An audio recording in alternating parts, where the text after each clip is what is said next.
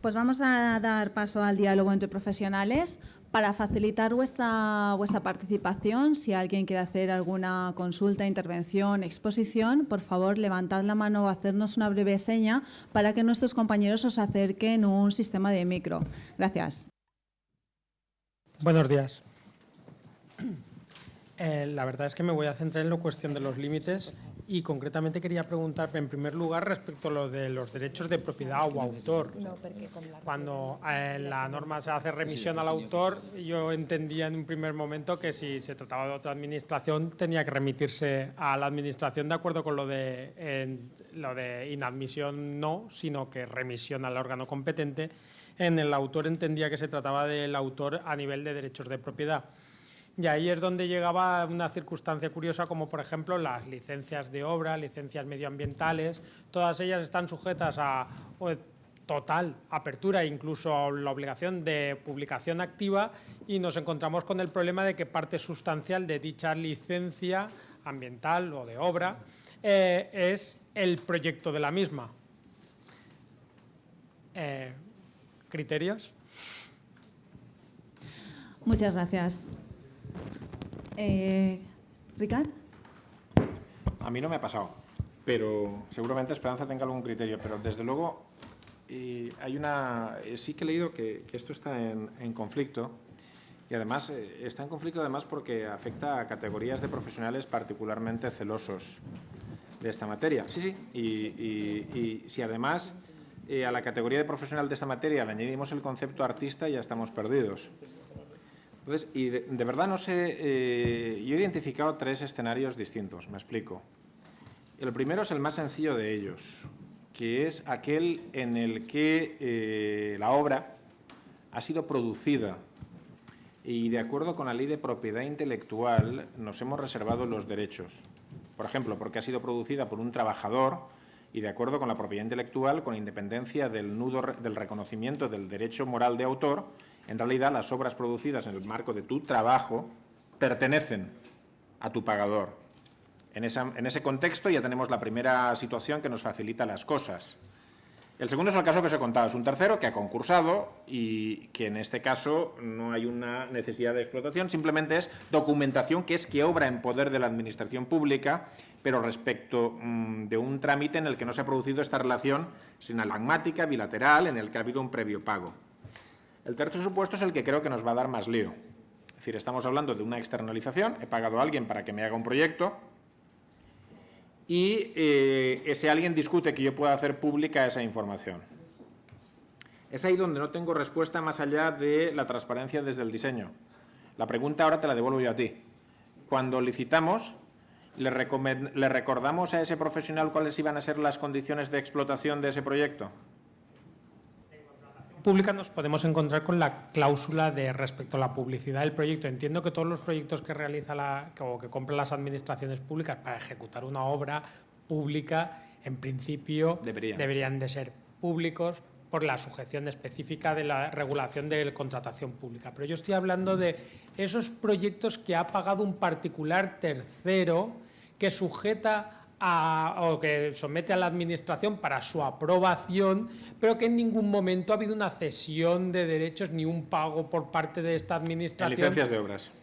Licencias de obras, licencias ambientales. En estas circunstancias, la norma dice que esos expedientes son públicos, de hecho, hay protección por la Unión Europea, pero nos encontramos con que sí, fácilmente podemos darle la resolución, pero el proyecto...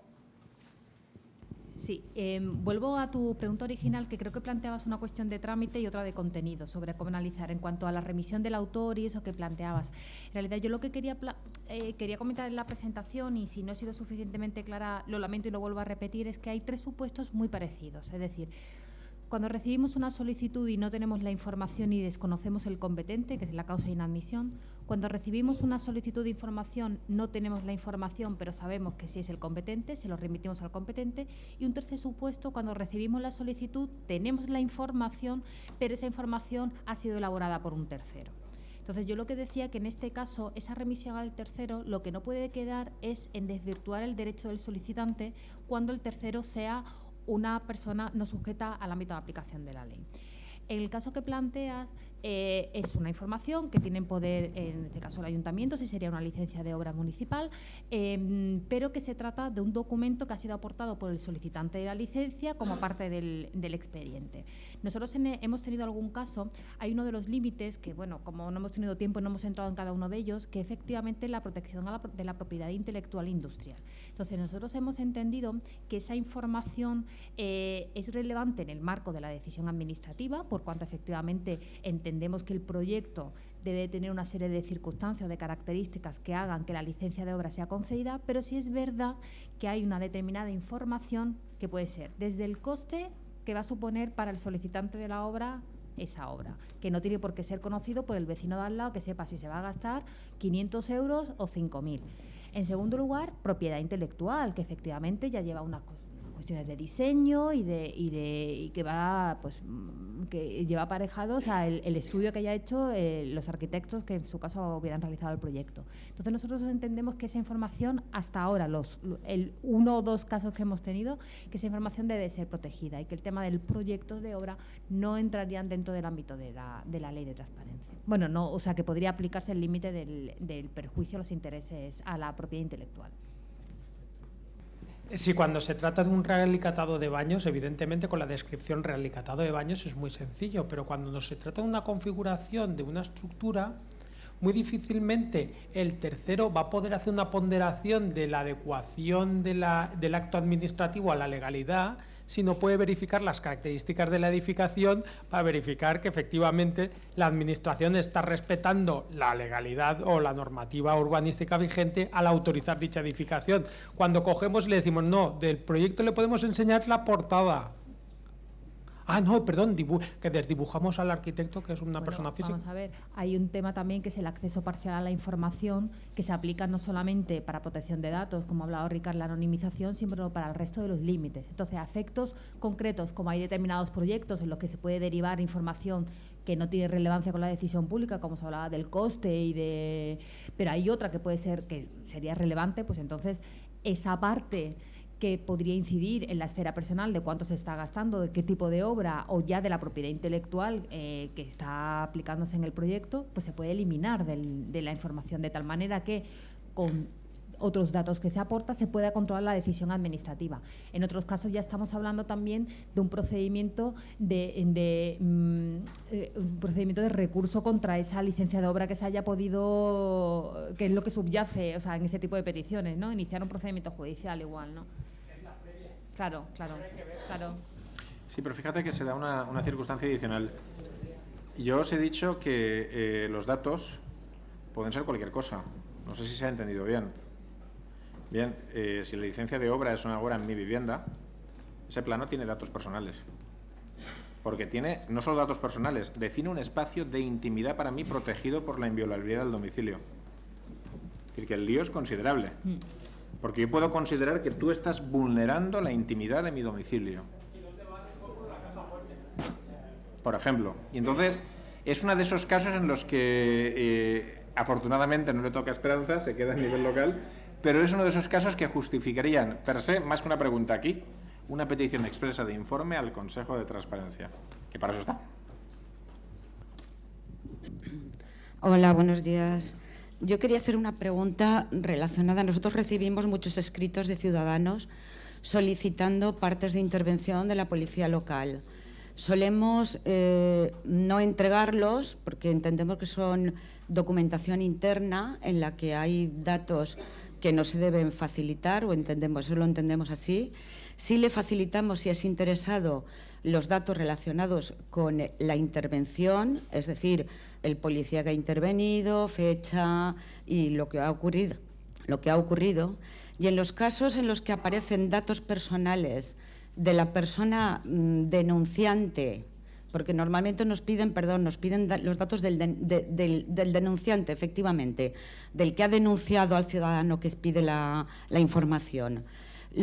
Solemos decirles que acudan al juzgado o que si acuden al juzgado trasladaremos al juzgado todos los datos y incluso una copia del parte de intervención. Y quería saber si eso es, vamos, lo que tenemos que seguir haciendo. Hemos de rectificar el modus operandi. Bueno, entiendo que cuando dicen los datos del policía se refieren al número de Al placa. número de carnet profesional. El número de carnet profesional. Bueno, y me quedo más tranquilo. Sí. Bien, yo es uno de esos supuestos en los que creo que prevalecen otros principios sobre la transparencia y hay que limitar la información. Me he encontrado en estos casos y en otras veces, en Canarias me ocurrió también, que se habían identificado casos en los que en este tipo de conflictos y de supuestos lo que se estaba haciendo era ejercer el derecho de acceso en transparencia, en realidad para saber quién les había denunciado. Sí. Pero el objetivo último no es que tengan un interés, que haya un menor interés público, que quieran controlar la acción de la administración. Es Por que ese quieren saber motivo quién no les ha damos denunciado. Entonces, y desde esa perspectiva, yo creo que la práctica que define, al menos es la que seguiría yo. Yo creo que seguiría esa práctica, porque no se me alcanza en esa ponderación de bienes. ¿Y por qué razón? Identificar al denunciante cuando no estamos. Otra cosa es que estemos en un proceso contencioso en el que las partes tienen que tener garantizado su derecho a acceder a la información, a formular alegaciones y a defenderse. Yo me he encontrado en transparencia, no en la Diputación, pero sí en la Universidad de Valencia, algo muy parecido para el que me gustaría conocer el criterio de Esperanza. Pero me lo he encontrado a nivel interno. Y es que a nivel interno, cuando yo he trasladado una petición a una unidad a la que se ha solicitado alguna información, el funcionario ha querido saber por todas y por todas quién era el que pedía el derecho de acceso a la información pública. Y casi siempre detrás de eso había subyacente el interés en hacer presión a esa persona que lo había pedido, porque en el fondo había una relación directa y se tenían los métodos, entre comillas, para conseguir que esa persona desistiese o no pidiese o no se atreviese a pedir información. Y esa es la parte subjetiva que me preocupa en esta materia, porque al final quien accede a la información o quien está denunciando está acreditando un interés legítimo y no sé hasta qué punto la revelación de sus datos podría afectar a ese derecho a denunciar o limitaría la acción ante la administración de ese sujeto. Normalmente, además, son conflictos vecinales. Sí. Entonces, sí, nosotros entendemos que la limitación de la identidad del funcionario queda, o sea, que la ley no cubre, la ley de transparencia no cubre por conocer quién ha presentado la denuncia. Lo que sí entiendo, porque ha presentado como tres supuestos, ¿no? Porque la primera, cuando comentaba el caso, decías, no, nosotros normalmente no damos la información. Yo creo que se puede llegar a una solución intermedia que es, obviamente, no, la información la facilitamos, lo que no damos son los datos personales. Vale, es decir, del denunciante. Sin el denunciante y sin la identificación y lo que del no policía, damos ¿no? tampoco es copia del parte de intervención, hacemos un resumen del parte. Pero la copia del parte de intervención sin la identidad del policía y sin la identidad del denunciante podría darse perfectamente. Tachándolo. Anonimizándolo, es que esa ya, es, pero... eso es que estaríamos en un supuesto más próximo a facilitar casi el completo acceso, pero eliminando la información que vulneraría los datos personales. Es decir, de hecho, además creo que dando un resumen, en realidad lo que está diciendo es fabricando la información que se está dando, que es lo que intentábamos evitar y lo que intenta evitar la ley al tener como cosa de inadmisión la reelaboración. En ese supuesto se podría dar el parte con eliminación de la identificación del policía y con la eliminación de la identidad del denunciante, que verdaderamente es algo que se aproxima más al reconocimiento del derecho, exactamente a la información concreta que está pidiendo, ¿no? Vale. Y respecto de la identidad del solicitante, nosotros tuvimos un caso en el que se había pedido a varios ministerios información por parte de una persona que está bastante identificada por cuanto era una periodista, que además participa, o sea, escribe en un medio de difusión nacional bastante conocido. Entonces, el Ministerio de Presidencia, a la hora de pedir alegaciones al resto de los ministerios, dijo: fulanita ha pedido esta información de su departamento. Entonces, identificó ya a la solicitante al pedir alegaciones. Entonces, ella se dirigió a nosotros en el sentido de que consideraba que se estaba vulnerando su derecho a la protección de datos En primer lugar, porque su identidad no era relevante a la hora de formular esas alegaciones, es decir, las alegaciones debían ser las mismas independientemente de que lo hubiese pedido ella u otra persona. Y en segundo lugar, había una cesión de información de carácter personal, porque esa persona había dado sus datos como solicitante en un procedimiento que era destinatario del Ministerio de Presidencia y no el resto, ¿no? Nosotros ahí lo que sí le dijimos es que debía ponerse en contacto con la Agencia Española de Protección de Datos. Por ejercer su derecho a la tutela, iniciar un procedimiento de tutela de derechos por cuanto había habido, a nuestro juicio, a priori, una infracción de la normativa. Le contestaron que no se había producido ningún tipo de infracción. Entonces, bueno, sí es verdad que para mí fue bastante sorprendente, precisamente porque se estaba, como decía, yo creo que se estaba cediendo innecesariamente, o sea, esa información no era relevante para el procedimiento, ¿no? Otra pregunta quería hacer. ¿Hasta qué punto los bancos tienen derecho a solicitar, cuando pedimos un préstamo, los datos sobre la salud de la persona solicitante, si es un derecho especialmente protegido? Porque, de hecho, cuando vas a pedir un crédito, lo primero que te hacen rellenar es que no tienes ninguna enfermedad incurable, que no padeces, bueno, cáncer o etcétera, o lo que pueda ser. Y es, ¿hasta qué punto tienen ese derecho? Eso no es ley de transparencia. No nos toca, pero para una información rápida, existe una instrucción específica de la Agencia Española de Protección de Datos que establece que la constitución de un seguro con motivo de un préstamo bancario hace que los datos se deban facilitar al seguro, no a la entidad bancaria. Por tanto, sí que existe una instrucción muy antigua donde se segmentaba ese tipo de cuestiones. Otra cosa es que no lleven aparejada la constitución de un seguro de vida, en cuyo caso no desconozco si el banco tiene que adoptar una decisión sobre cobertura de riesgos y, por tanto, tomar decisiones actuariales, en cuyo caso podría darse un supuesto de proporcionalidad. Pero hay una instrucción de la agencia sobre eso. Es que es igual que cuando contratas un seguro de salud, o sea, te piden si tienes algún tipo de enfermedad en ese momento y tal. Y es lo que vamos, yo en el supuesto que he encontrado, el único crédito que tengo hipotecario, y era precisamente porque la hipoteca va aparejada a un seguro de salud, vamos, de vida, vamos, en este caso. Pero si no, no creo que pidan datos más allá de eso, ¿eh? Sí, es que en relación al tema que anteriormente se ha tratado sobre el acceso al contenido de los proyectos que se someten a licencia, a mí sí que me gustaría puntualizar dos cuestiones. Primero, no hay que olvidar que en materia de urbanismo rige la acción pública, en materia de urbanismo, sobre todo para preservar la legalidad urbanística. Y claro, yo sí que entiendo que es necesario que cuando se formula el derecho de acceso, por lo menos se motive. Yo, como propietario de un inmueble, si el señor de enfrente va a construir y yo temo que su construcción puede ocultarme vistas, obviamente creo que tengo todo el derecho a conocer si su proyecto cumple o no cumple la legalidad. Evidentemente no me interesará conocer su distribución de la cocina y el cuarto de aseo, me gustará conocer la sección y la altura que va a tener.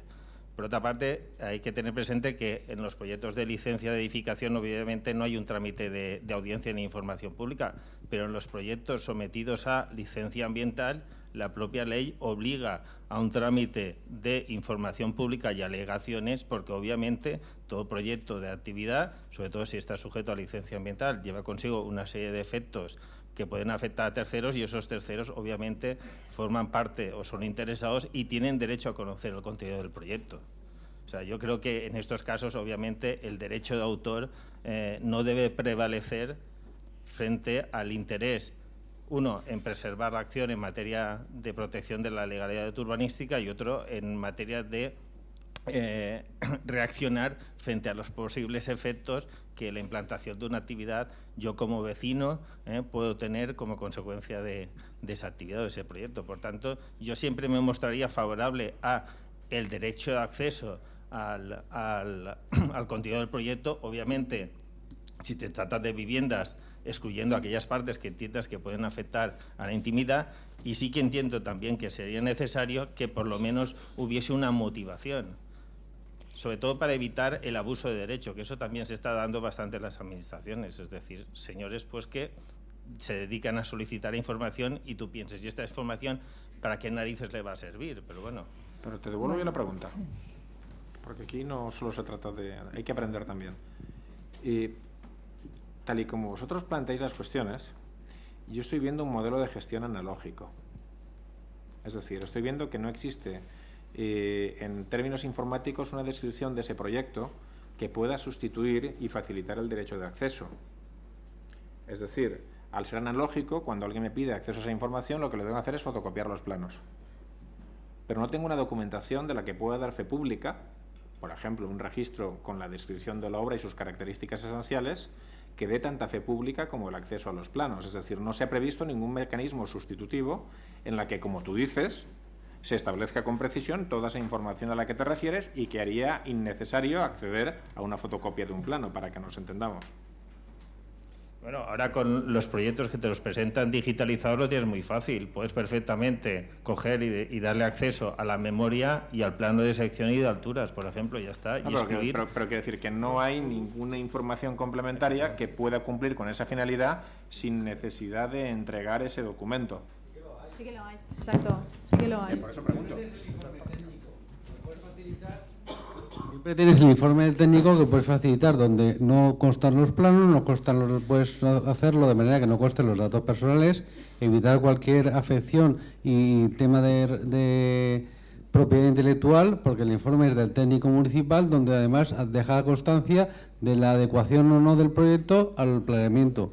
Otra cosa es que luego efectivamente puedas discutir si está bien o está mal, pero eso ya es un tema de recursos contenciosos contra las resoluciones de las administraciones. Es otra guerra. Pero tú puedes facilitarle el contenido del informe del técnico municipal y punto. Y que decir, tiene las características generales, no hace falta que acuda o que tenga acceso directo al proyecto, que tendrías que capar en buena parte para poderlo ser directamente accesible. Yo quería plantear porque claro, lo decías como en términos de es que yo quiero saber si va a construir en determinada altura porque puede que me quite las vistas y quiero controlar la legalidad de la decisión. Es que la legalidad de la decisión la tienes que contrarrestar mediante un recurso administrativo. Es decir, en primer lugar, si a una persona se le otorga una licencia de obras, se presupone que el proyecto que ha presentado reúne todas las condiciones para que la licencia le sea concedida. Que me guste más o menos, que me perjudique más o menos, eso es otra cosa.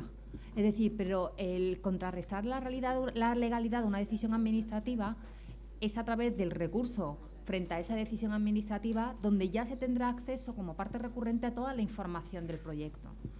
Y aparte ya estábamos hablando de que existe, ya lo ha comentado en la última intervención, ¿no?, que existen posibilidades de dar información de carácter general sobre el proyecto sin dar, o sobre la licencia que se ha concedido, sin dar información que afecte a la propiedad intelectual o al derecho a la intimidad del solicitante, ¿no?, del que va a hacer la obra, vamos.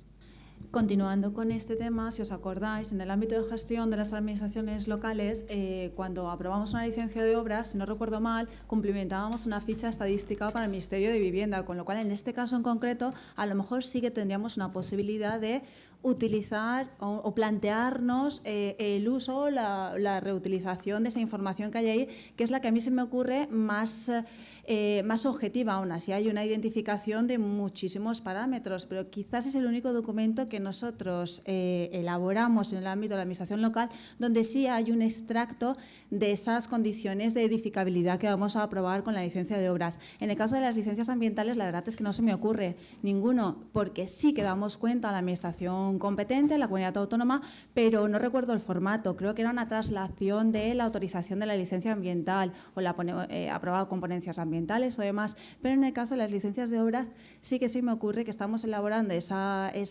información que se traslada al Ministerio de Vivienda y, por lo tanto, podría ser se podría plantear o cuestionar como posible utilización o reutilización de esa información.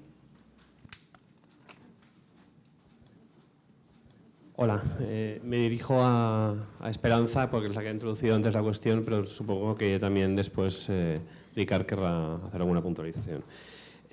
Cuando has hablado de las causas de inadmisión del artículo 18 de la Ley de Transparencia, al hacer referencia a la reelaboración de la información, has hablado sobre todo de lo que no es reelaboración de la información, ¿no?, y de los casos que se os han presentado en los cuales una administración pública pues inadmitía incorrectamente una solicitud por esta causa. Entonces, me da la impresión de que es como un tema un poco difuso, porque no he escuchado ninguna causa positiva de reelaboración, ¿no? Que positivamente, me gustaría que pusieras algún ejemplo, porque nosotros en nuestro ámbito, y esto Ricard sí que lo recordará, tuvimos un pequeño conflicto a la hora de atender una solicitud entre el Servicio de Transparencia y una entidad administrativa superior que decidió que el criterio era inadmitir, si no recuerdo mal parcialmente, una solicitud por causa de reelaboración de una información, ¿no? Claro, lo cual a nosotros pues, nos pareció lo más correcto, pero claro, por eso me refiero a que muchas veces los criterios en este sentido están como muy difuminados. Y me gustaría eso, que si pudieras dar alguna luz al respecto, sobre todo aportar algún ejemplo de que en alguna ocasión se hayan admitido algo por este motivo, haciéndolo bien, claro. Pues vamos, aporté 2 ejemplos, lo igual no me expliqué bien.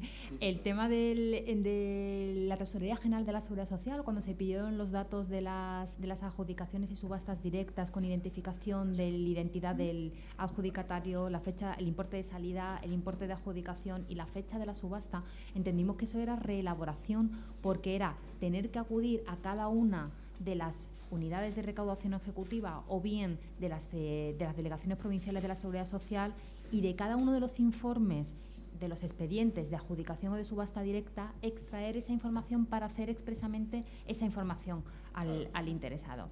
Otro caso que tuvimos que consideramos que era reelaboración fue, por ejemplo, se solicitaba información sobre solicitantes de asilo y de protección subsidiaria, es decir, los 2 sistemas de protección internacional, y se quería identificación para cada uno de ellos si se había producido en una frontera terrestre, aérea o marítima, y dónde se encontraba en qué provincia se encontraba ese puesto, ¿no? Esa frontera en ese caso, ¿no? Entonces,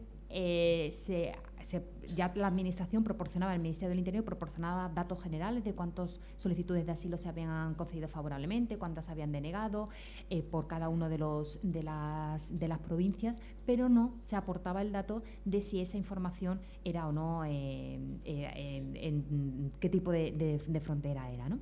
Otro caso que tuvimos, que consideramos que era reelaboración, y además fue un tema muy interesante porque estaba también el secreto estadístico, y es que se pidió a la agencia tributaria la identificación de los municipios, a nivel municipal, cuántos tributadores, cuántos contribuyentes de IRPF existían a nivel municipio, ¿no?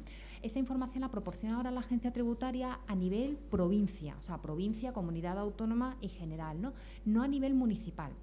Y a nivel municipal porque, dependiendo del tamaño del municipio, se podría vulnerar el secreto estadístico. El secreto estadístico reconoce el derecho a la protección de datos, y no solo de personas físicas, sino también de jurídicas. Entonces, claro, nos decían, claro, es que dependiendo del tamaño del municipio, claro, tú te planteas un municipio grande, ¿no? Vamos a ponernos en un municipio de 500, de 800 habitantes. Si dices que hay 2, 5, 10 personas que tributan al IRPF, dependiendo del tamaño del municipio, puedes estar identificando a esas personas. Entonces, nosotros ahí entendimos que se tenían que, digamos que, contrarrestar 2 fuentes de información. La información que tiene la agencia tributaria del número de contribuyentes, y la información que en este caso tendría el Instituto Nacional de Estadísticas del número de habitantes por municipio. Es decir, para poner ahí un límite, por ejemplo, a partir de 5.000 o de 10.000 habitantes no se vulnera el secreto estadístico. Entonces entendimos que eso exigía una reelaboración de la información, porque exigía cotejar 2 fuentes de información que además es información que tenían 2 unidades diferentes, ¿no? Es decir, son siempre casos muy complejos, y efectivamente los términos de qué se entiende por reelaboración lo vamos construyendo poco a poco, pero lo que sí entendemos es que se tiene que elaborar la información de nuevo, de una forma distinta como la tenemos. Hay una nueva analítica por parte de... Efectivamente, efectivamente. ¿Qué ocurre? Esa dificultad en determinar qué es reelaboración hace que en la mayor parte de los casos se utilice la causa de inadmisión reelaboración pues un poco más... Yo lo venía a decir por eso, porque veo que puede llegar a ser una especie como de cajón desastre, sí, para inadmisión, ¿no? Y si el administrador interesado se salta un poco su derecho a reclamar ante el Consejo o ante cualquier ente superior, pues claro, caen en saco roto, ¿no? Muchas solicitudes. Efectivamente. Y por eso yo decía que además es uno de los puntos, a mi juicio, incluso claves de la ley, ¿eh? Que además las interpretaciones que estamos teniendo ahora mismo en los recursos contenciosos, que el tema de la reelaboración se ha planteado, no han incidido mucho por la propia dificultad de analizar qué es reelaboración y tener un criterio unívoco de qué es. Es decir, igual que información auxiliar o de apoyo, que es la otra causa de inadmisión que os he comentado, si es verdad que se atiende a la naturaleza de la información y más o menos es fácil, ¿no?, dependiendo de la relevancia que la información haya tenido en una decisión pública, etcétera. La reelaboración es algo que vamos construyendo poco a poco a raíz de los casos que se van teniendo, ¿no? Pero vamos, algunos ejemplos os he puesto, si estáis interesados os lo hago llegar, alguno más concreto, ¿vale? Y yo sí quiero añadir algo desde la perspectiva de la experiencia en gestión, no en protección de datos, sino en gestión de la transparencia. En primer lugar, es que las resoluciones de los consejos pueden llegar a ser variables. Es decir, de repente alguien te puede dar una resolución que te diga, no, este señor te pidió exactamente cuánto costaba de publicar un determinado libro, y aunque tú le digas, mire usted, yo no tengo contabilidad analítica todavía implantada y tengo que proceder a hacer una estimación a partir de no sé cuántos funcionarios que tengo y hacer un cálculo particularmente complicado para alcanzar ese resultado, y dice, no, tú se lo tienes que dar. También nos enfrentamos, y ahora en mi gestión en la universidad, pero también en otras administraciones, en que una parte de la ciudadanía, para ser exactos, la ciudadanía que está haciendo una tesis doctoral, te pide que se la hagas tú. Es decir, te ejerce un derecho de acceso en el que te pide perfectamente estructurado todo el conocimiento que necesita para su tesis doctoral, a ser posible ya categorizado de acuerdo con sus intenciones, capítulos, epígrafes y subepígrafes. Esto está ocurriendo, lo cual plantea dificultades serias en la administración. Especialmente nosotros estamos enfrentando ahora, no diré de quién, ni de qué, ni para qué, pero digamos deme usted los últimos 5 años sobre esto, que estoy haciendo una tesis doctoral muy molona, y entonces le he pedido a 50 universidades que me pasen esto. Y ya me lo pasen en un Excel que a mí me cueste solo ya darle a sumar y ya con eso hago la tesis. Esto está pasando. Pero después hay un tercer factor, que es el que más me preocuparía, porque el primero y el segundo puedo tener un criterio, puedo discutirlo, puedo denegar el derecho. Pero el tercer factor que más me preocupa es cuando esa reelaboración deriva no del hecho de que materialmente hay que reelaborar, sino que la administración no ha sido diligente en el tratamiento y mantenimiento de esa información. Pero oiga, es que el ciudadano no tiene culpa que usted determinada información la tenga repartida por 7 concejalías distintas. Ese es su problema. Quien tiene mal la información es usted. Pero si yo le pido N, y N es un concepto muy básico, como ha ocurrido, es un concepto muy básico, muy concreto, quiero esto. Es decir, tú no puedes decir, en mi opinión, que te están impidiendo una reelaboración cuando lo que ocurre es que no nos hemos guardado el dato, no hacemos un seguimiento de esto. ¡Uy! No sé dónde estará esta información. Eso es otra historia. Y las administraciones tienen que empezar a pensar en cómo gestionan y sistematizan su información para que eso no ocurra. Es que es muy distinto. Y también sucede, ¿eh? Y no quería que aquí solo pareciese que la administración somos una pobre víctima propiciatoria de alguien que nos pide no sé qué. No. A veces te están pidiendo algo que tú deberías tener, pero que no has guardado, o que no está correctamente indexada, o que no sabes dónde está. Eso no puede ser tampoco.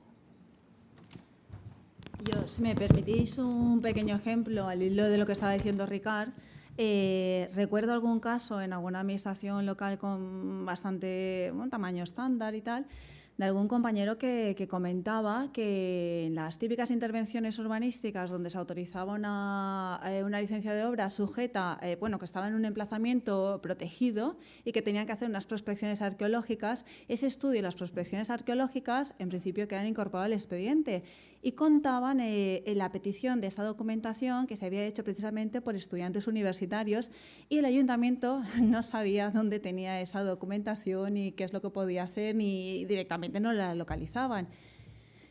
En fin, por identificar con un caso concreto esto que se ha comentado.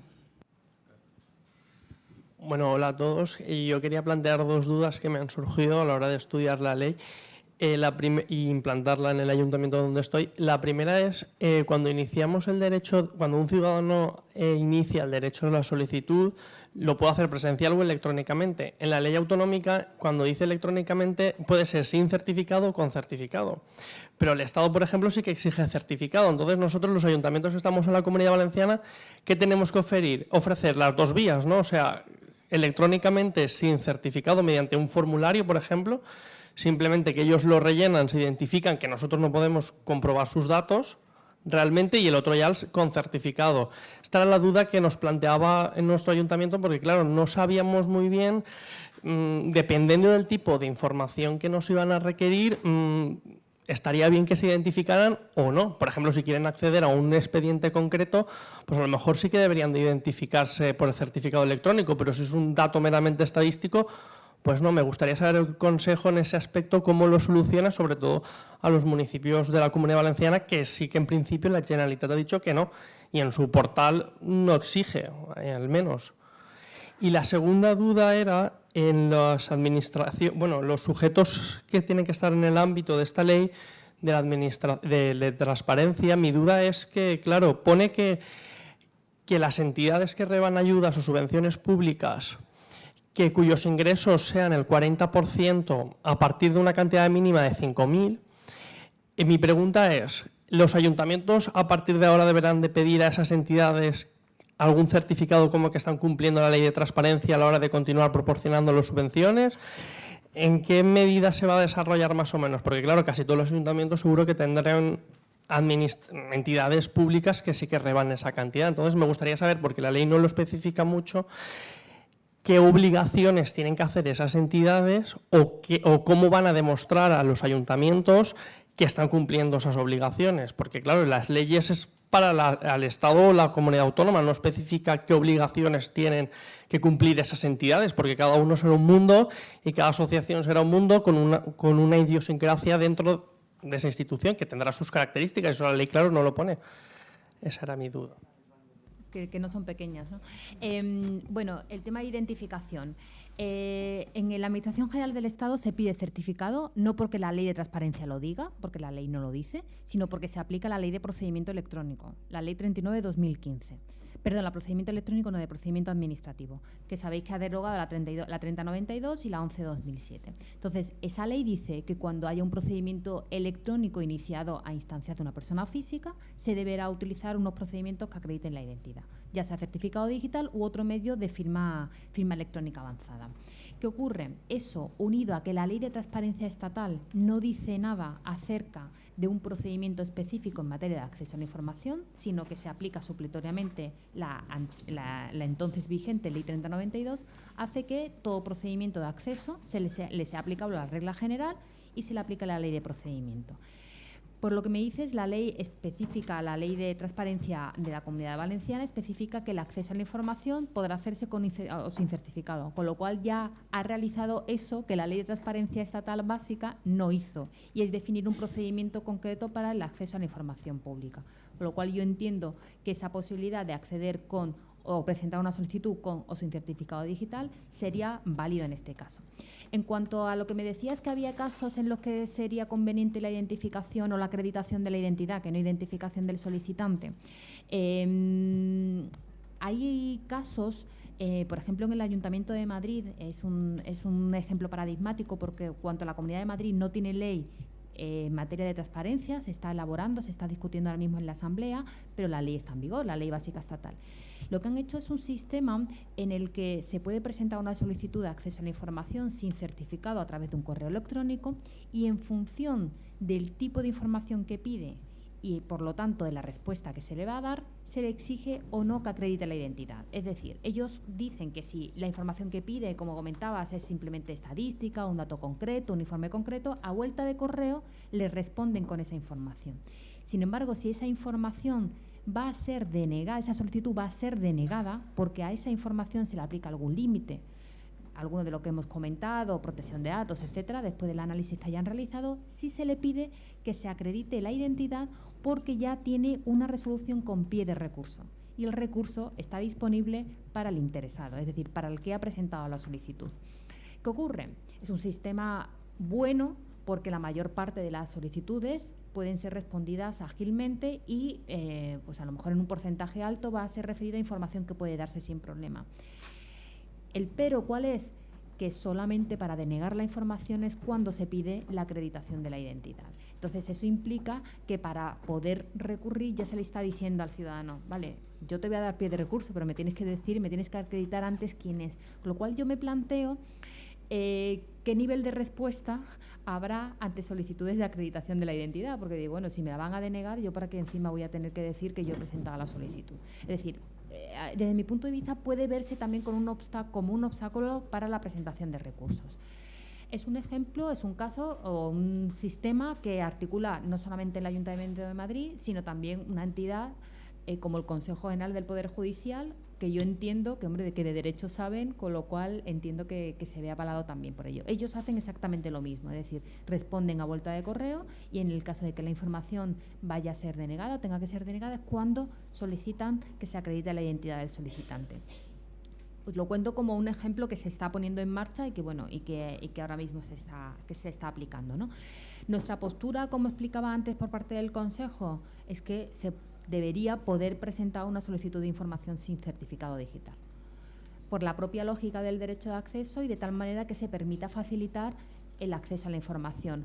¿Qué ocurre? Que bueno, que sí es verdad que vivimos en un Estado de Derecho y que tenemos que atenernos por la norma del ordenamiento y hasta tanto no se reforme, que entiendo que debería hacerse para esta y para otras cosas, la ley de transparencia, indicando que existe un procedimiento especial e estableciendo las circunstancias en las que este procedimiento puede iniciarse, la realidad es que se aplica la ley de procedimiento general, ¿no? En cuanto a lo que planteabas de las entidades que son las del artículo 3 de la ley de transparencia, no solo ese, sino muchos problemas que plantea ese artículo, ¿no? Ese artículo fue introducido en el trámite parlamentario, fue una enmienda del Congreso. No quiero decir nada en contra de nuestros legisladores, pero sí que fue, que estuvo ausente de cualquier tipo de control en términos de informes del servicio jurídico o de análisis de verdaderamente esto cómo se va a articular en la práctica, ¿no? Y lo digo en el sentido porque el artículo 3 lo que dice es que se entenderán aplicables a la ley de, la ley de transparencia se entenderá aplicable a entidades que en el periodo de un año natural o bien periodo de un año de 365 días, es decir, desde el momento en que reciba la ayuda, entidades que reciban al menos 100.000 euros de ayuda o subvención pública, o bien al menos 5.000 cuando esto suponga un porcentaje, suponga un 40% de su presupuesto. Todo con carácter anual, pero como les digo, sin definición de ese año a partir de cuándo se debe de contar, ¿no? En el caso que comentas, efectivamente se necesitan dos datos, es decir, el dato de la identidad de la cantidad que se concede en ayuda lo tiene la administración concedente de esa subvención, pero el dato del presupuesto no. Entonces, claro, eso hace inviable la práctica, a no ser que dentro de la información que se pida para conceder la subvención venga el presupuesto, que vuelvo a plantear el problema, porque te habla de presupuesto anual. El presupuesto anual, en el momento en el que se solicita la subvención, puede ser distinta del presupuesto que se tenga cuando esa subvención esté siendo ejecutada, que es muy distinto. Entonces, claro, o se exige esa información o no se puede siquiera identificar las entidades a las que se le aplica la ley en virtud de este artículo. Nosotros lo que intentamos, o lo que yo creo que se debe hacer, es reformar la ley de subvenciones, la 38/2003, que creo que es una opción difícil, pero verdaderamente para introducir este tipo de cuestiones, para verdaderamente controlar que se proporcione esta información de tal manera que se identifiquen los sujetos a los que se les aplica la ley en virtud de este artículo, ¿no? Entonces, lamento no poder darte una respuesta concreta porque la ley todavía no ha sido objeto de desarrollo reglamentario y creo que este es un artículo de una indefinición clara o sea, que actualmente es imposible saber qué entidades entran dentro de este supuesto, ¿no? Permítame que repregunte. No, porque es muy interesante este debate. Por la siguiente razón. Una cuestión de hecho, y una cuestión de hecho local. En determinados ayuntamientos con cierta potencia de fuego, por ejemplo, en ayuntamientos titulares de instalaciones deportivas municipales, no es extraño que tanto en subvenciones públicas para el desarrollo de actividades deportivas a un club o a una federación, me refiero a poner dinero contante y sonante para que organicen actividades o para que paguen a monitores para que formen a los menores que hacen la práctica deportiva, más a veces incluso la concesión de derechos de explotación sobre esas instalaciones deportivas municipales, hacen pensar cómo debemos considerar los ingresos de esas organizaciones. Y vas a encontrar pocas federaciones deportivas que tengan publicada información. Esa es una curiosidad que tengo, sí, porque yo les tengo una cierta manía por una parte, y por otra parte, la otra dimensión de lo que preguntaba el compañero y que debería hacernos reflexionar, y quisiera conocer tu criterio, es cómo puedo yo impulsar esas políticas públicas de transparencia a la hora de conceder la subvención.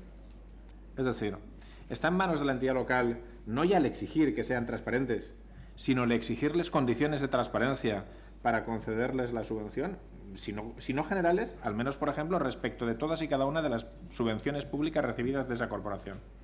Y bueno, yo no sé si usted está obligado o no, y eso hemos visto que es difícil, pero me lo voy a llevar a una parte. Y le voy a decir, no, esto es muy sencillo. Puede que usted no quiera ser transparente del todo, pero o es transparente en lo que yo le doy o no le doy.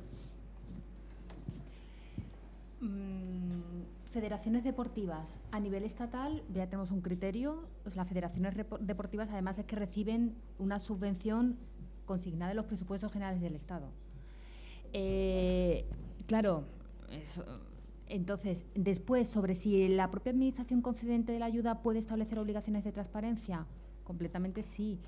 El Consejo Superior de Deportes, en la resolución de ayudas a las federaciones deportivas, al menos desde el año 2016, entiendo que lo habrán reproducido este año, establecía que las federaciones debían de estar al día con las obligaciones de transparencia. Es decir, que ya como criterio, como requisito para la concesión de la ayuda, se establecía que cumpliera con la normativa de transparencia. Entonces, yo creo que se puede hacer algo en ese sentido, ¿no?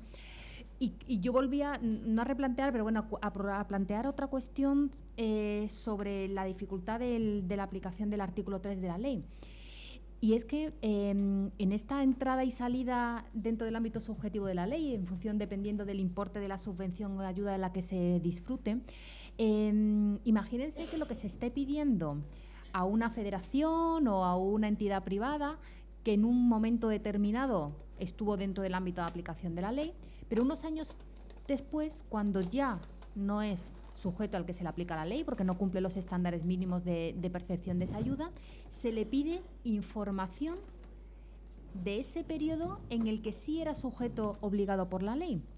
Entonces, claro, yo me planteaba, cuando se pide esa información, esa entidad no está sujeta a la ley, con lo cual, en teoría, no estaría obligada a responder esa solicitud de información. Pero es relativa a una obligación que se generó porque era sujeto obligado en un momento determinado. Entonces, no tengo la respuesta, o sea, porque me parece un supuesto difícil, es decir, no es sujeto pasivo en ese momento en el que se pide la información, pero sí es un dato o un informe o una documentación sobre la que sí debe responder por cuanto se generó en el momento en el que sí era sujeto pasivo de la ley. Lo que ocurre es que nos estamos enfrentando cada vez más. En el ámbito local, lo que preocupa, y lo sé porque hemos trabajado, por ejemplo, estuvo trabajando muy seriamente no sé si hay algún representante que lo contaría mejor que yo, pero por ejemplo el Ayuntamiento de Sagunto estuvo trabajando en un portal para que sus propias asociaciones, para que las asociaciones y colectivos de la localidad pudieran ser transparentes, es decir, buscaban incentivar una política pública de transparencia trasladada a las asociaciones. ¿Por qué? Porque una gran parte del contexto asociativo es muy dependiente en la Comunidad Valenciana. Por ejemplo, pues asociaciones deportivas, muchísimo. Bandas de música y fallas, un poco menos, pero reciben subvenciones en más de una ocasión particularmente significativas. Y entonces lo que el Ayuntamiento quiere, o lo que yo propongo, es que el Ayuntamiento no haga una política de definición previa de si debe ser transparente o no, sino que articule políticas públicas que favorezcan la transparencia. Por otra parte, ya no afecta tanto a los ayuntamientos, pero en el mundo asociativo y corporativo se producen situaciones que hacen pensar en esa reforma de la ley de transparencia, pero en sentido fuerte, y se reciban subvenciones o no. Un ejemplo fundamental y que está llevando mucha polémica es el código de transparencia que se ha autoimpuesto a sí mismo la industria farmacéutica, que evidentemente ha constatado que como lobby o como organización concede muchas ayudas, subvenciones, congresos, estancias y muchas cosas a un colectivo particularmente significativo, que es el colectivo médico, y se ha autoimpuesto un código de transparencia por el que cualquier donación, cualquier congreso, cualquier actividad la van a publicar. Bien, pues esto, desde la otra perspectiva de las políticas públicas de transparencia, es decir, oiga, ¿y determinadas asociaciones cuánto se están gastando en lobby? Pues habrá que empezar a pensarlo ya. No ya solo si reciben o no reciben, sino de oficio. Sí, bueno, lo que hay un debate ahora mismo es sobre responsabilidad social corporativa. Bueno, en términos que ahora se lleva mucho el compliance, ¿no? El autoimponerse unas obligaciones de buen gobierno, de responsabilidad social corporativa. Y lo que pasa que sí es verdad que yo creo que, todo parte de la autorregulación, es decir, no se puede obligar a una entidad privada, el legislador no puede incidir en esos términos, ¿no? O sea, establecer ese tipo de obligaciones a una entidad privada respecto de la gestión de su actividad y la respuesta que dé a sus usuarios, ¿no?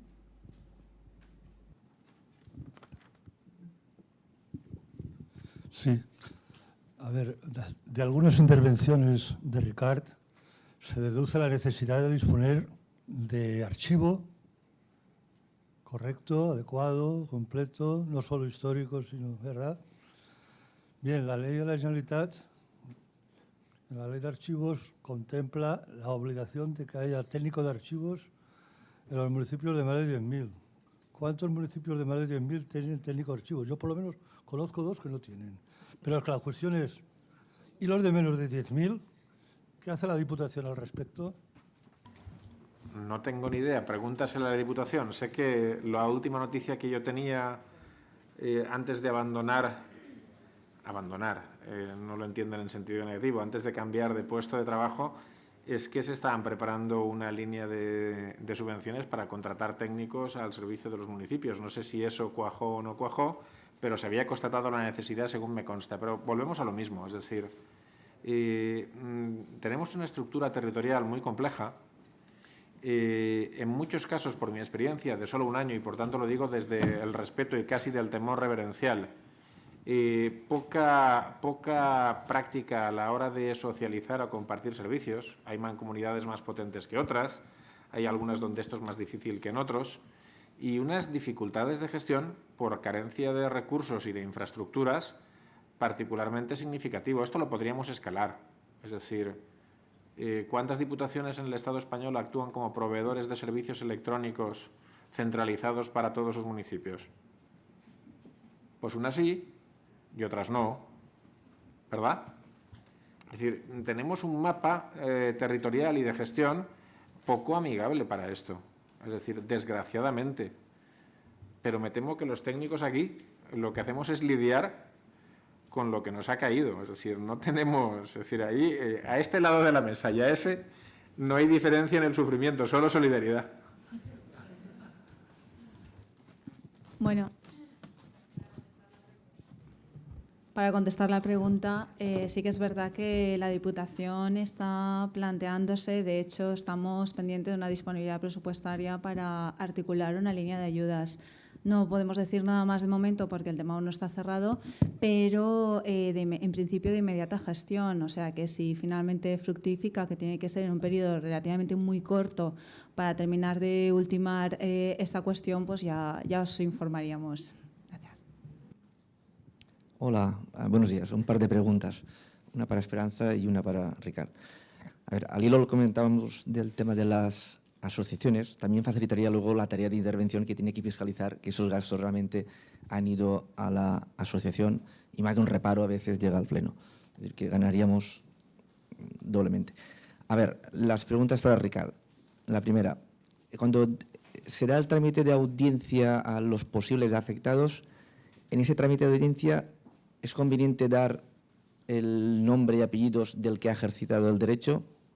Sí, porque el otro se abre un nuevo procedimiento y debería saberlo. O en principio no, porque únicamente le tenemos que trasladar la información que requiere y que se pronuncie, que luego ya hemos visto que no implica ningún veto. Y la segunda pregunta para Ricard es, en el caso, sí que he visto el criterio catalán, pero quería conocer tu opinión.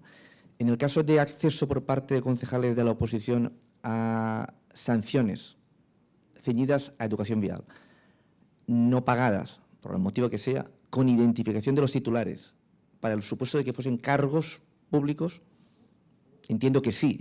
La agencia catalana llegaba a la misma conclusión. Yo entiendo que sí. Si puede haber algún concejal o un personal de confianza en esas sanciones que no se hayan pagado. Y ya termino con Esperanza. Una cosa que a mí me preocupa un poquitín es el tema, he visto algunas resoluciones del Consejo de Transparencia que me llaman la atención. Evidentemente eran municipios pequeños, un ciudadano que pedía, creo que eran las resoluciones de la alcaldía medio año, y el resultado era que sí, que se diera. Que se ampliara el plazo, porque era un municipio creo que era de 390 habitantes, con pocos medios, pero claro, si yo solo traslado a mi ayuntamiento, hay más, y cada mes creo que hay medio millar, medio año nos diríamos, no sé, unas 3.000 resoluciones. Claro, tengo más medios también, que digo que mejor el resultado sería también que se dé, y si no tiene tiempo, amplíe usted el plazo, pero que se dé. Claro, eso me parece un poquitín, y voy un poquitín a lo que comentaba antes Ricard, de que estamos haciendo el trabajo, y más cuando esa vía la utilizan los concejales. Claro, les puede estar haciendo su trabajo. Es decir, que no estoy en contra de que se dé la información, ni mucho más. La regla que tenemos aquí en mi ayuntamiento es todo lo que usted pida se le dará. Y si no se le da, le diré el motivo. Con lo cual no escondemos nada. Pero claro, bajo esos criterios que he visto a veces del Consejo de Transparencia, no podríamos llegar a que se está incurriendo en una cierta, entre comillas, reelaboración, que el criterio de transparencia también habla que cuando implica un volumen junto con otras circunstancias, es que me asusta a mí. He visto también algunas otras que piden año y medio, 2 años, todos con estas expresiones. Todas las observaciones e informes del interventor y del secretario. Esos términos a mí a veces incluso me asustan un poquitín. Esas únicamente eran las 3, 2 para Ricard y esa para ti. Gracias. Pues la primera que me pregunta, a la primera, no sé, no, vamos a ver. Y a la otra, tal. Pero en cuanto a la primera cuestión, a mí se me ha planteado en procesos incluso serios, es decir, en procesos por acoso laboral, en la fase de actuaciones previas. Es decir, siempre te plantea unas decisiones complicadas. Yo no se me ha planteado y, por tanto, no lo he estudiado. Como no lo he estudiado, no tengo un criterio más allá del meramente intuitivo y lo tengo que dar a beneficio de inventario. Pero entiendo que este no es un proceso contradictorio. Es decir, no estamos en un trámite administrativo en el que se resuelve en términos contenciosos un debate entre dos sujetos de derecho. Lo que estoy diciendo es, alguien me pidió una información y quiero, y yo he pensado que se la debo dar o que no se la debo dar, y quiero que tú me digas lo que piensas. Si existe alguna razón por la que yo no debería dar esa información. Es decir, en principio es una información, por ejemplo, banal, y puede resultar que tú me digas, no, mire, es que yo le aporto copia de una sentencia que dice que soy víctima de violencia de género y que mi información la protege usted con su vida. Bueno, pues no lo sabíamos, ya lo sabemos. No creo que haga falta estrictamente la identificación del solicitante, yo no creo, pero bueno. Y en cuanto al acceso por parte de los concejales, yo comparto, es decir, a mí me gustan mucho los criterios de la agencia catalana, porque tiene varios, en varios casos, y siempre pondera muy bien los intereses en presencia. Lo que ocurre es que creo que hay un problema de base. El problema de base empieza el día en que toman posesión. Es decir, el día en que toma posesión un concejal, sea del gobierno o de la oposición, se le debería poner exactamente respecto del acceso a la información las mismas políticas de seguridad y privacidad de los que se le imponen a cualquier funcionario. Por lo tanto, el primer problema no es metajurídico. Tenemos desconfianza porque pensamos que el concejal, si le damos los datos, los va a revelar o los va a publicar. Oiga, pero esto no se puede corregir desde lo que sabemos que podía pasar. No, usted llega aquí y venga, que va a ver al delegado de protección de datos. Vine que vaig a dir-te de quin mal vas a morir. Tú vas a acceder durante tu mandato a mucha información confidencial. Las reglas de uso de la información confidencial son estas. Y me firmas el papelito, Hombre, ¿firmar un papelito al concejal? Sí, me firmas el papelito. Y a partir de ahí habría que dimensionar las condiciones y los permisos de acceso. ¿Por qué? Porque a veces va a ser ¿por qué razón tienes que andar haciendo tú papeles de algo que podría consultar en una base de datos? Si tienes trazabilidad. Entonces, lo que habría que diseñar es una política integral de acceso de los concejales a la información pública bajo su competencia y bajo su mandato. Y derivar el trámite de acceso por función de control a situaciones más o menos excepcionales. Pero eso obliga un replanteamiento completo de todo, incluidas las relaciones con el propio concejal. Es decir, tú cuando llegas aquí, con perdón, el día que tomas posesión del cargo, bueno, es que Esperanza no sabe una cosa que pasa cuando tomas posesión de un cargo, que se agita el viento, se abren las ventanas y del cielo descienden unas lenguas de fuego que entran por la cabeza de quien toma posesión, que adquiere en ese momento don de lenguas, conocimientos absolutos sobre cualquier cosa y potestad de decisión. Pues bueno, hay que cambiar esas políticas en las que cuando tomo posesión ya mando de todo y recordarle al concejal que es un sujeto de derecho, que está sometido al derecho, que dentro de sus funciones tiene unas amplias potestades, unas amplias capacidades y que precisamente por razones de gobierno o por razones de control va a poder acceder a cierta información. Y aún así, la duda que tengo, porque no la he podido trabajar, es cuando determinada información, de acuerdo con su legislación específica, está reservada a profesionales determinados. Estoy pensando, por ejemplo, en una historia clínica. Sería el territorio donde yo empezaría a tener dudas. Lo digo porque el artículo 7 y siguientes de la Ley Orgánica de Protección de Datos habla de el acceso a bases de datos que contengan historiales clínicos por profesionales de la salud o profesionales vinculados por idéntico deber de secreto. Por tanto, habría un territorio donde resbalaríamos mucho, por ejemplo, en el gabinete psicopedagógico local o en el ámbito de los trabajadores sociales. Me refiero a los expedientes clínicos y sociodemográficos. Pero al margen de eso, creo que la solución buena es la catalana. No, completamente. Y en otras. Pero no me parece correcto. Yo no la comparto en absoluto.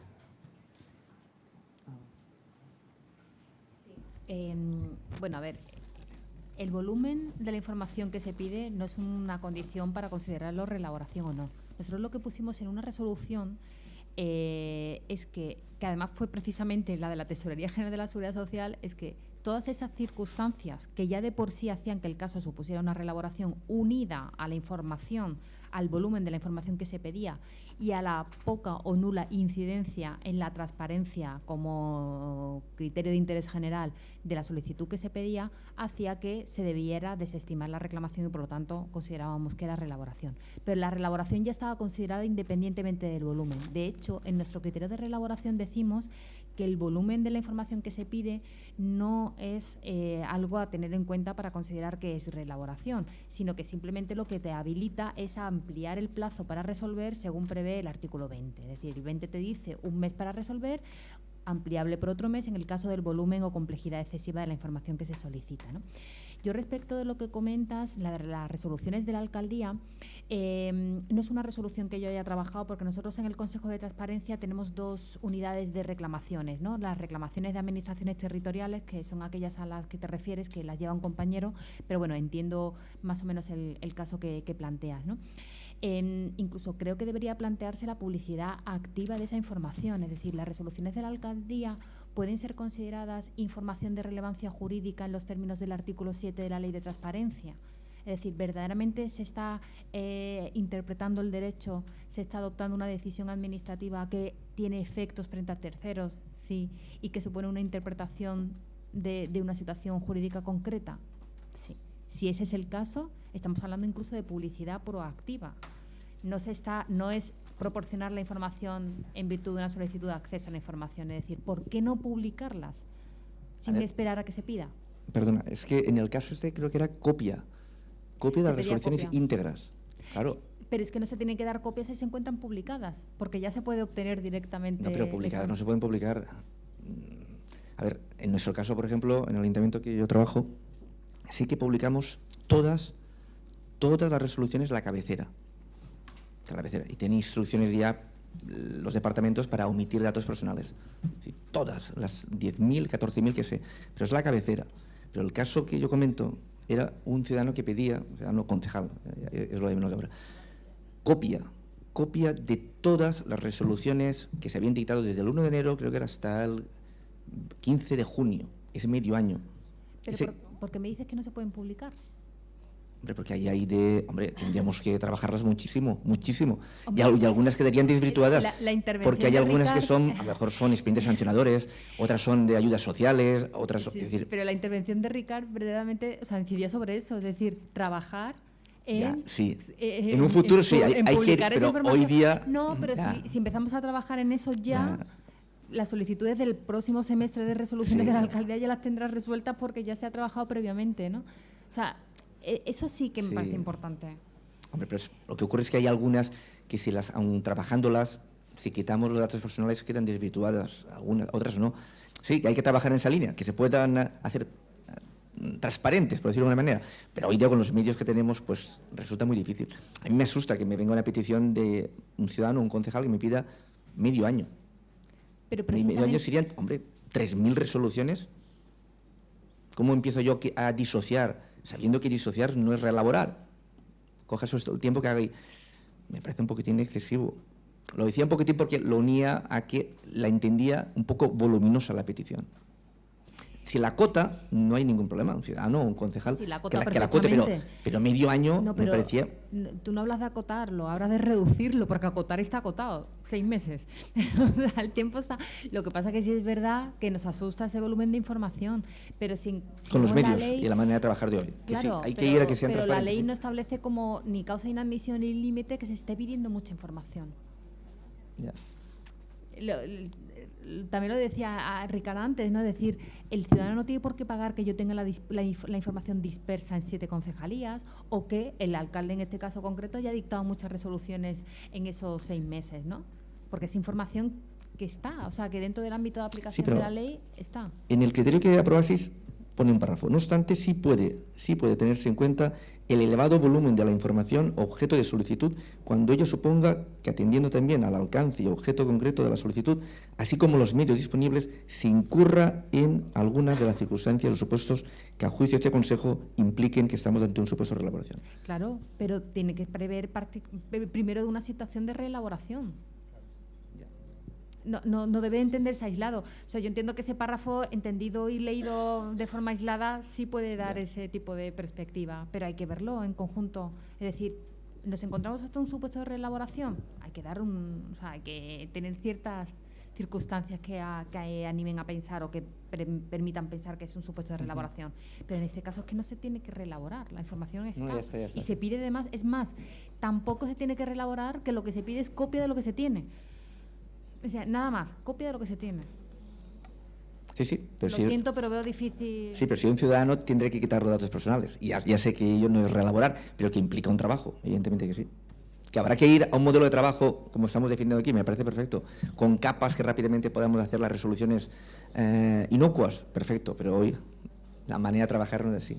Gracias. Mi pregunta sería para Ricard. Mira, viene siendo habitual en las oficinas de gestión tributaria que se presenten personas pues preguntando por la situación de unos recibos, o quieren saber si les podemos decir cuál es su situación, si está pagado o no está pagado, quieren una duplicidad, quieren domiciliar, y no son los titulares del mismo. Suelen ser pues el padre, el hijo, su padre ha fallecido, el marido de la mujer, etcétera. Estamos intentando reeducar a la ciudadanía de que nos tienen que traer una autorización, pero aún así no sé si estamos poniendo las suficientes garantías. Es que funciona así.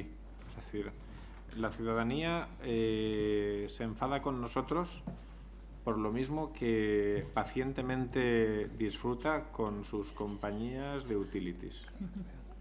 Es decir, cuando tú te conectas por teléfono a pedir cualquier información a una compañía que te provee de electricidad o de teléfono, te dicen, ¿me da usted su nombre? Y si yo ya digo que me llamo Margarita, ya tenemos un problema porque ya me van a decir que no tengo voz de Margarita, pero da igual. Es decir, me da usted su nombre, me da usted un dato de contraste. Es decir, si usted no es quien dice ser, no le voy a dar acceso. Lo sentimos, usted no es el titular, no le puedo dar acceso. Esa es la regla y esa es la regla en protección de datos. Esa regla, el propio reglamento, el reglamento prevé la posibilidad de que se conceda un poder para eso. Nosotros tenemos una ventaja, que es que se nos puede conceder un poder incluso de representación a pudacta, es decir, ante un funcionario público. Volvemos de nuevo a la privacidad desde el diseño. Es decir, ¿qué nos va a suceder en muchas entidades locales? Y que la Ley Orgánica de Protección de Datos no aplica el sentido común en esta materia en sentido estricto, y si en el Ayuntamiento de Valencia, señalo, apunto aquí con el dedo, el volumen de peticiones puede ser tan amplio que no conozco al administrado, y en un ayuntamiento de tamaño medio o bajo, pues me voy a enfrentar a que le estoy diciendo a alguien, che, pero tú no sabes que...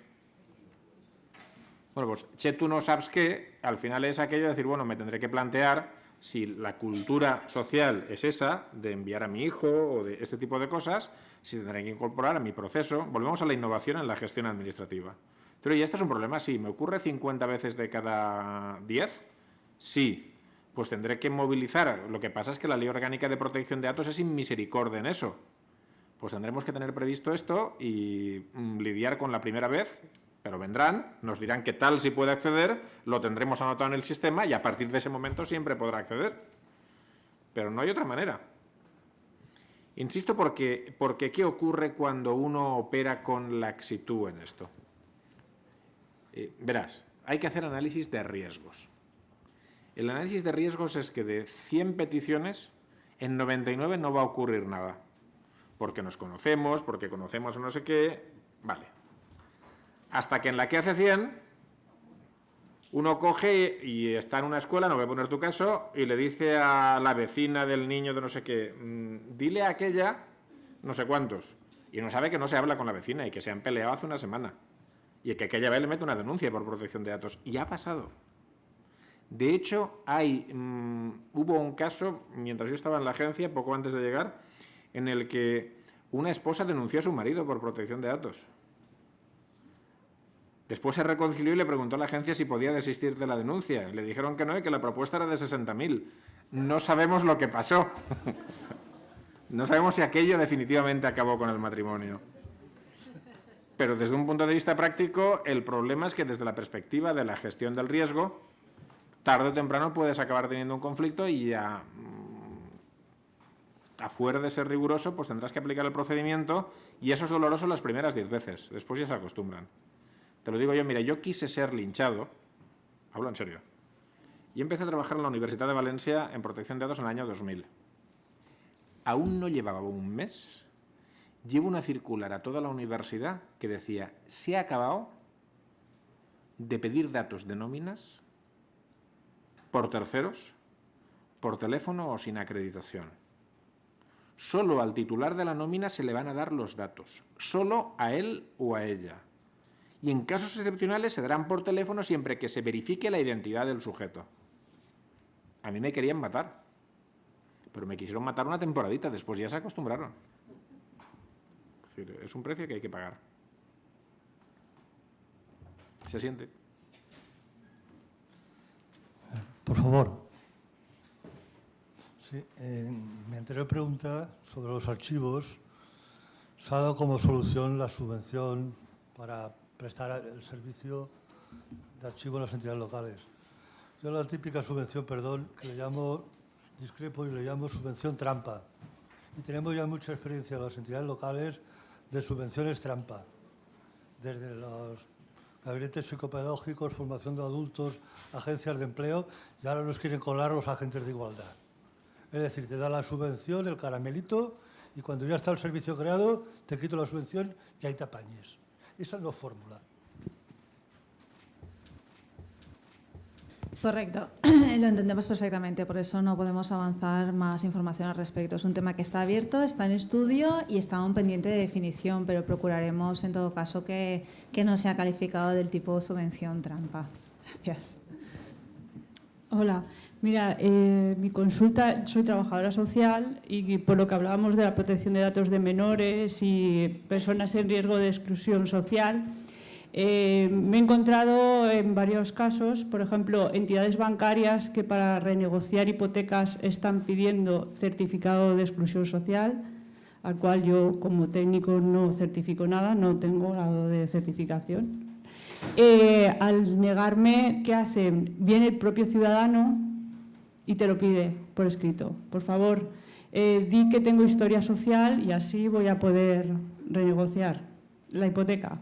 Eso por una parte. Y por otra también me estoy encontrando con padres que no tienen custodia, que la tienen la madre o el padre, y vienen y piden infórmame cómo va mi hijo, si mi pareja está participando en algún programa de intervención familiar, porque quiero pedir la custodia.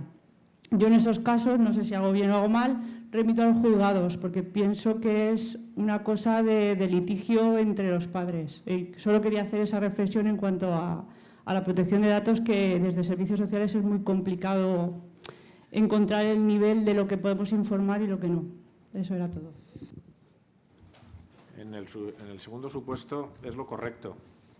Es decir, entre otras cosas porque en ese tipo de supuestos donde hay algún tipo de resolución judicial contenciosa, es la resolución judicial la que establece los límites y las potestades que confiere a cada una de las partes, a cada uno de los cónyuges en materia de derechos parentales. Y por tanto es un territorio muy vidrioso, muy peligroso, en el que es difícil moverse. Y por tanto, debo decirte que sin ser una cuestión de servicios sociales, sino de pura gestión académica, en la universidad el criterio que venimos siguiendo es el mismo. Es decir, oye, si aquí hay un litigio por alimentos o por retirada de una pensión, que lo pida el señor juez. Punto. Y a él le daremos lo que nos pida. Lo mismo ocurre con los datos de nóminas en procesos de divorcios contenciosos. En cuanto al primer supuesto, hay que distinguir. Es decir, y yo cuando decía que no hay que publicar ayudas a la pobreza desde la perspectiva de la potencial discriminación de los beneficiarios, hacía una cosa en la que nos obliga además el Reglamento General de Protección de Datos, que es un análisis de riesgos de cómo puede impactar eso en la esfera de privacidad de un sujeto. Ojo, las cosas pueden impactar positivamente también en la esfera de ese sujeto. Por tanto, ¿qué va a suceder? Que desde la perspectiva tuya como administración, una cosa es que te lo pidiera el banco. Eso, si te lo pide directamente el banco, es una cesión de datos, y esa cesión de datos requiere del consentimiento expreso del titular de la información. Por tanto, si no hay un procedimiento que te asegura de que existe ese consentimiento expreso, es imposible ceder el dato. Por otra parte, el expediente más razonable y más sencillo es que el propio ciudadano ejerza un derecho de acceso, en el que tú ya no tienes que hacer ningún juicio moral. Es decir, si el ciudadano quiere acceder a su información o a que se certifique su información de un determinado modo, él tiene plena disposición sobre su información y tú no tienes ni arte ni parte. Es decir, oiga, quiero que acredite usted que esta información está en mi expediente a los efectos oportunos. Y tú coges y lo acreditas. Por tanto, ¿es una solución funcional mejor, sea más o menos engorrosa para el administrado, la segunda, que la primera?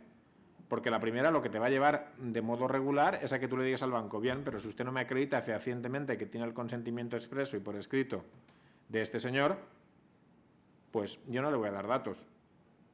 Y por tanto, ¿para qué hacer esto cuando le puedo decir al señor que venga, que me pida los datos, yo le hago el certificado o la declaración que toque y ya se los da él? Porque hay dos tipos de derecho de acceso, yo no sé si te referías a el derecho de acceso a ley de transparencia y derecho de acceso a ley de protección de datos. Ah, vale, lo digo porque precisamente sobre certificados y en el ámbito de la ley de transparencia hemos dicho que no. Es decir, la ley habilita para obtener información que se tiene. Un certificado es algo que se tiene que hacer para acreditar algo. Un certificado no está dentro del ámbito de la ley de transparencia. Otra cosa es el derecho de acceso efectivamente de la LPD. Bueno, en protección de datos es lo mismo, ¿eh? Un certificado no es un derecho de acceso, pero se imagino que con un derecho de acceso le sobra a los bancos. Sí, porque eso le da. Buenas tardes. Yo quería ver si he entendido un poco el alcance y el desarrollo de la ley de transparencia hasta dónde puede llegar. Entonces, ¿podríamos llegar a la situación en que un ciudadano, por ejemplo, yo misma, puedo pedir copia de todos los expedientes de un ayuntamiento que se tramitan, estén terminados o no, si hay diferencia, sin necesidad de reelaborar, o sea, anonimizando todo. Y otra cuestión, o que si hay varias, por ejemplo, varias solicitudes de ese tipo, pues al final todos los expedientes y todos los documentos que forman parte de un expediente se tendrían que publicar activamente, proactivamente, como estamos diciendo, porque claro, son de interés para todos.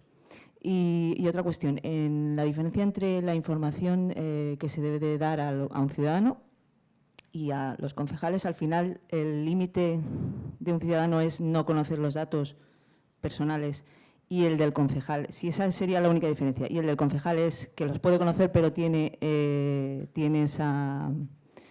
ese límite, o sea, es un cesionario, lo que ha comentado antes Ricard, y tiene ese deber de confidencialidad y se le podemos dar esos datos pero con esa cláusula de confidencialidad. Respecto a la primera pregunta, a ver, copia de los expedientes. Atendiéndonos a la literalidad de la ley, es información que se tiene, con lo cual es información que entraría dentro del ámbito objetivo de la ley. ¿Qué ocurre? También hay una causa de inadmisión que yo creo que no era aplicable al caso que planteabas porque eran 6 meses, pero hay una cláusula de inadmisión de la solicitud que es cuando la información sea abusiva o manifiestamente repetitiva. Estaríamos en un supuesto de abuso. Vamos a valorarlo, ¿vale? Vamos a ir entrando. Sobre el tema del concepto de información abusiva, lo tenemos también, ha sido objeto también de un criterio interpretativo. Entonces, nosotros lo que decimos es que también que el mero hecho de que se afecta mucha información tampoco es abuso. Es decir, yo lo que quiero plantear es que el mero hecho de que suponga un trabajo para nuestra organización el proporcionar la información no merece que esa solicitud sea calificada como abusiva o que sea un caso de abuso del derecho que ya está en nuestro Código Civil, es decir, que eso no lo ha inventado la Ley de Transparencia. Entonces, nosotros en el criterio lo que hacemos es poner en relación el tipo de información que se está pidiendo con la finalidad de transparencia que tiene la ley. Es decir, mi opinión, a priori, sin haber intervenido de verdad, lo quiero plantear en estos términos, no por deshacerme de culpabilidad en lo que diga, porque lo voy a decir de todas formas, pero a priori, es decir, a mí las resoluciones que dicte el alcalde me parece que deben de ser públicas, a priori, con todas las dificultades que hay en proporcionarlas y la cantidad ingente que haya, ¿no? El hecho de que se plantee en términos tan abstractos copia de absolutamente todos los expedientes que esté tramitando un ayuntamiento, es decir, lo que puede redundar es que detrás de esa solicitud de información no hay un objetivo concreto de controlar la actuación pública, de rendir cuentas por la decisión pública, que son los objetivos que os planteaba de la ley. Es simplemente incluso tener una incidencia en la propia capacidad del organismo para dar una respuesta a la solicitud. Es decir, ese tipo de solicitudes colapsarían los servicios públicos, pero porque se está pidiendo por lo que me planteabas, imagino que es un caso hipotético, ¿no? De absolutamente todos los expedientes que se tramiten por parte de un ayuntamiento, mire usted. O sea, es que estamos hablando de que no se quiere una información en concreta para ver qué está diciendo el ayuntamiento, cómo está resolviendo el ayuntamiento en un determinado tema o materia, sino directamente incluso presentar una solicitud que tiene incidencia directa en la propia capacidad de prestación de servicios públicos para el ciudadano del ayuntamiento, ¿no? Una incidencia que además ya estaba recogida en la Ley de Procedimiento Antiguo, en la 3092, es decir, la Ley de Transparencia en realidad es el desarrollo del artículo 37 de la antigua Ley 3092, que decía que las solicitudes de información deben tratarse de tal manera que no afecten a la prestación de servicios públicos por parte del organismo que recibe la solicitud. Es decir, todo eso hay que tenerlo en cuenta. Entonces, hablamos aquí en términos que después hay que ir al caso concreto, ¿no? Y no me voy a meter en la respuesta que de Ricard, pero aunque lo planteaba en términos del concejal, yo debo de decir que el propio artículo 15, en su apartado 4, dice que todo tratamiento posterior de la información que se obtenga en ejercicio del derecho de acceso está sujeta a las normas de protección de datos, ya sea el solicitante un concejal o una persona, un ciudadano, no, digamos lo normal, ¿no?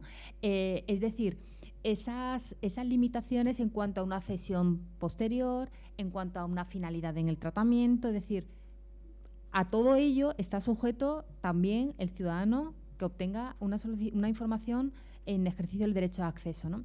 Y en cuanto a la coletilla que mencionabas, me parece, o sea, quiero decir, creo que ayudaría, pero sí es verdad que nosotros hemos tenido casos en que ha sido visto por parte del solicitante como una amenaza. Es decir, usted me está diciendo, me está dando la información, pero a la vez me está diciendo, ojo, a ver con qué haces con esa información. Y se han dirigido al Consejo diciendo, me han dado esto, pero es que mira lo que me han dicho. Entonces nosotros en ese caso hemos resuelto que lo que se ha dicho ha sido la aplicación directa del 15.4. Es decir, simplemente se le está informando de que el artículo 15.4 de la Ley de Transparencia dice que el tratamiento posterior de la información debe de cumplir con la normativa en materia de protección de datos. Que es una contradicción en sí misma, porque claro, uno de los principios del tratamiento de datos es el principio de finalidad. Entonces, la finalidad que tiene pedir determinada información personal ejerciendo el derecho de acceso a la Ley de Transparencia es el control de la actuación pública con carácter general, ¿no? Entonces, esa finalidad se mantiene con una cesión a un tercero interesado o que le puede gustar esa información, la publicación en un blog, es decir, un determinado tratamiento que a priori con la ley de protección de datos en la mano no sería conforme, pero podría entenderse, entendiendo esa legitimación de la ley de transparencia en sentido amplio, podría entenderse cubierto por la ley de transparencia, ¿no? Es decir, que es un debate complicado, vamos. Yo empiezo por el final. Directorio público de correos electrónicos de la Universidad de Valencia.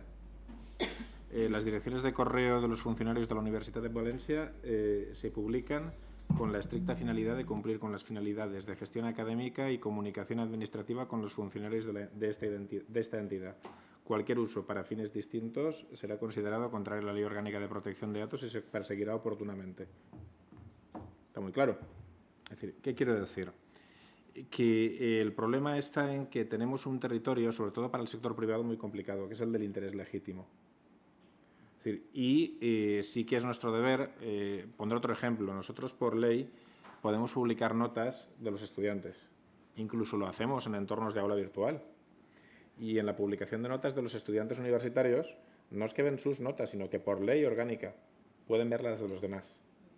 Bien, en ese caso, cuando la publicación es online, se advierte, amablemente, no es ninguna amenaza, de que lo publicamos para esto. Es decir, si a ti se te ocurre llevártelo a otro sitio, publicarlo en un Facebook, subírtelo a Twitter, meterlo en Instagram, pues tú vas a tener un problema, porque lo hemos publicado solo para esta finalidad y el principio de finalidad vincula a usos posteriores. ¿Cuál es el problema aquí? Que la publicación se hace con fines de interés público para el cumplimiento de la Ley Orgánica de Transparencia. A partir de ahí nos movemos en un territorio muy indeterminado, que es el del interés legítimo. Nadie dice que no puedan tratar los datos. Dicen que si los tratan, están sujetos a la Ley Orgánica de Protección de Datos y es su responsabilidad cumplirlo. Y tampoco es una amenaza. Es decir, y creo que desde la perspectiva, en el momento en que como administración vamos a ofrecer información pública con nombres y apellidos a un administrado haciendo primar el principio de transparencia, pues como decía el de la película, todo gran poder comporta una gran responsabilidad. Creo que es justo y necesario que le diga, vamos a ver, yo he hecho prevalecer tu derecho a la transparencia frente al derecho de ese señor o esa señora a la protección de datos. Pero esto no es gratis. Tú con ello te llevas la responsabilidad. Tú decides. Yo no te voy a decir ni para qué sí ni para qué no. Pero si tú me ejerces un derecho de acceso a muchos datos de una administración y a continuación lo utilizas para montarte un sistema de información comercial, pues tú tienes un problema. Es tu decisión. Ahora, si ejerces con ello tu libertad de expresión porque eres un periodista y publicas una noticia, estás ejerciendo un derecho constitucionalmente tutelado y no te puedo decir nada. Claro, pero ahí pero ahí estás poniendo en pie de, o sea, tratando desigualmente cuando se trata de un periodista y publicas información. No, yo he defendido públicamente que tan periodista es el que ejerce su derecho a información en un medio tradicional como el que lo hace en un medio ciudadano. De hecho, es la Agencia Española de Protección de Datos la que trata distinto a los medios de comunicación oficial que a los medios de comunicación no oficial, desconociendo por completo el artículo 20 de la Constitución, por otra parte. Pero, por ejemplo, nosotros hemos tenido resoluciones que dan, decimos que hay que dar con nombres y apellidos los funcionarios, abogados del Estado, por ejemplo, que están que tienen una compatibilidad reconocida o que están en situación de excedencia, ¿no? Por el propio debate que hay, que la abogacía del Estado tiene que acudir a recursos externos, abogados del Estado sustitutos, porque gran parte de su personal está o bien con una excedencia o bien con una compatibilidad, ¿no?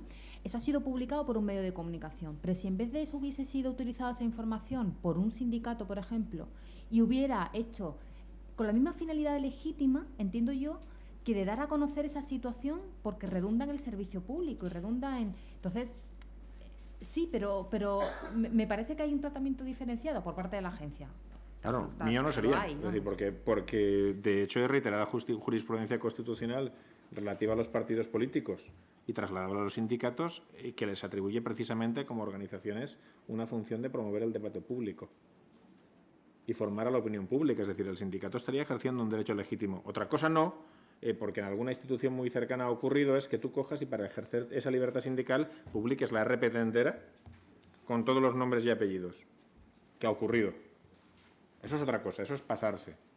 Pero evidentemente, dentro de un marco razonable, no veo por qué. En cuanto a los concejales, el problema esencial con los concejales, insisto, es un problema de carácter legislativo y de enfoque. Es decir, si por mí fuera, si yo mandase donde yo no mando, el concejal, sea de gobierno o sea de la oposición, sería un usuario del sistema de información. Y se le concederían, conforme a la Ley de Bases de Régimen Local, los permisos de acceso necesarios para el ejercicio de su función. Y, por tanto, debería acceder a cuanta información se genere en relación con las delegaciones respecto de las cuales ostenta competencia por formar parte de las mismas. Punto. Y a partir de ahí, igual que cualquier otro funcionario, estaría vinculado por el deber de secreto. Deber de secreto no significa que no pueda ejercer su función de control y en el marco de un pleno discutir con el alcalde por una determinada política pública. Significa que, puesto que tiene la confianza de acceder a multitud de expedientes, no tiene por qué andar publicando nombres y apellidos de nadie ni dando datos, sino que, puesto que tiene información, con eso sobradamente y sin necesidad de dar un solo dato, puede ejercer su función. Eso sería lo que yo haría. El sistema lo tenemos montado de otra manera. Lo tenemos montado en el que es el presidente de la corporación el que, previo informe, le concede o no acceso a cierta información para determinados fines y unos plazos que fija la Ley de Bases de Régimen Local. Esa es la realidad. Pero eso yo no lo puedo resolver.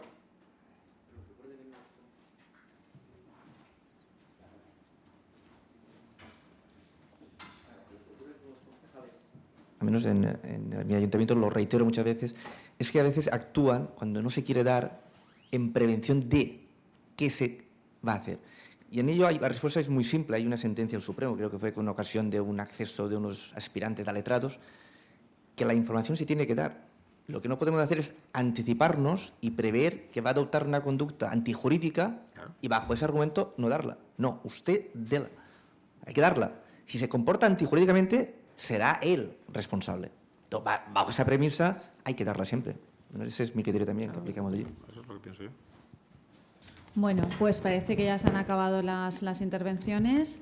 Os agradecemos a todos vuestra asistencia. Agradecemos muy especialmente tanto a Esperanza como a Ricard que hayan venido, que hayan estado, que nos hayan hecho estas ponencias tan interesantes y esperamos contar con ellos en próximas convocatorias y también con vuestra participación. Muchas gracias.